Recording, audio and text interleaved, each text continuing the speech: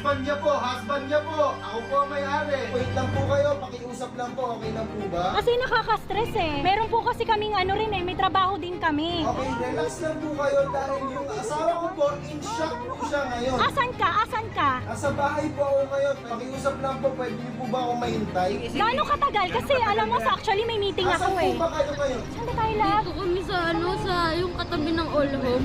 Hindi ko naman sinunod dyan. Sige, hintayin niyo po ako, hindi na... Mga gaano katagal? Mga gaano katagal? Kasi hindi ako ang time ko eh, importante eh. Gaano Ay, hindi katagal? naman po kayo makakaalis, madam. Hindi po kayo makakaalis. Paano po kayo aalis? Hindi, gaano nga katagal? Kasi hindi naman ako pwede maghintay ng matagal. Tapos re-reasonan ako ng asawa mo na vlogger kayo. Wala akong pakialam kung vlogger kayo. Sir, Hindi ko kayo actually, muntik kilala. pa siyang tumakbo kanina. Yun kasi yun eh. Tatakasan pa kami, Tatakasan hinabol kami. Okay po, 15 minutes po. Nandiyan na po kami. Madam, relax lang po tayo kasi tandaan po natin, material na bagay lang.